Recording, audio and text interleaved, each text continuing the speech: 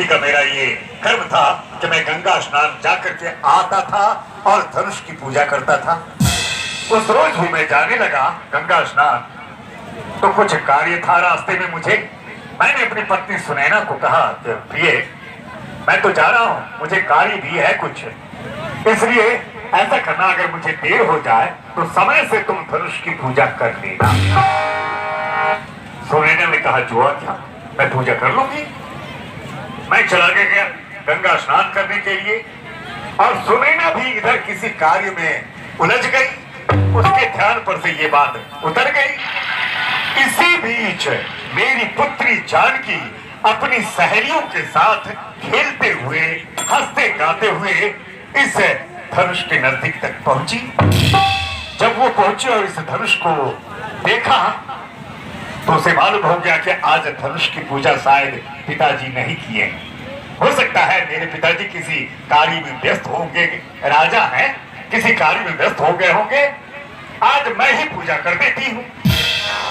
मेरी पुत्री जानकी ने अपनी सहेलियों को आदेश दिया कि पूजा की सामग्री को लाओ, आज मैं धनुष की पूजा करूंगी। उसकी सहेलियां धनुष की सामग्री, पूजा की सामग्री सब कुछ लेकर के आई, और मेरी पुत्री ने एक बाएं हाथ से इस धनुष को उठा लिया और दाहिने हाथ से गाय के गोबर से चौका लगा दिया, और पुनः उस चौके पर धनुष को रख करके विधिवत धनुष की पूजा कर, और फिर वो चली गई अपने महल में। मैं जब गंगा स्नान करके आया तो मैंने देखा कि धनुष की पूजा तो बड़ी विधिवत हो गई है, बहुत ही सुंदर ढंग से हो गई है। मैंने सुनैना से कहा कि सुनैना, तुमने तो आज बहुत सुंदर ढंग से धनुष की पूजा किया है, वाह, मैं बहुत प्रसन्न हुआ।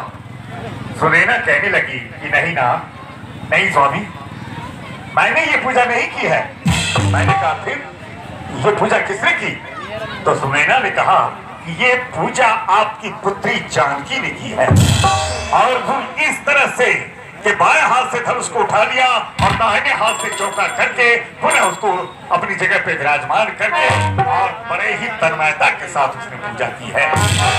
मैं आश्चर्यचकित हो गया, मैं गदगद हो गया, मेरा हृदय गदगद हो गया गुरुदेव कि वाह, पुत्री हो तो ऐसी। इसका मतलब है कि ये वीर पुत्री है, वीर पाला है। इसका विवाह संबंध भी किसी वीर पुरुष से, किसी संस्कारी पुरुष से होना चाहिए। मैंने उसी समय प्रतिज्ञा कर लिया कि जो वीर पुरुष इस धनुष को तिल मात्र भी उठा लेगा या इसके 2 टुकड़े कर देगा, उसी के साथ मैं अपनी पुत्री जानकी का विवाह कर दूंगा। इसी प्रतिज्ञा को सुन करके सब राजे सब आए हुए हैं, इस रंगशाला में विराजमान हैं, और एक से एक वीर यहाँ पर पधारे हुए हैं। मैं यही चाहता हूं कि आप मुझे आशीर्वाद दें कि मैंने जो प्रतिज्ञा की है वो आपके आशीर्वाद से, महादेव की कृपा से और परमात्मा की कृपा से वो पूर्ण हो जाए। जनकराज, आपने बहुत अच्छी रचना की है। मैं आपको आशीर्वाद देता हूँ कि आपकी ये मनोकामना अवश्य ही पूर्ण होगी, आपका फलन पूर्ण होगा।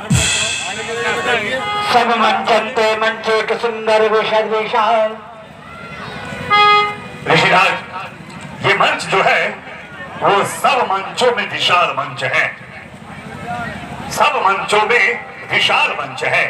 इस विशाल मंच को आपके लिए ही बनवाया गया है। आप दोनों राजकुमारों के संयुक्त इसी विशाल मंच पर विराजमान हो, और यहाँ से इस सभा की हर एक कार्रवाई को आप देख सकते हैं, और अगर किसी तरह की कोई बात हो, कोई दिक्कत हो, तो मेरे सेवक यहाँ उपस्थित रहेंगे हर समय, आप उनसे कह करके उस काम को करवा लेंगे।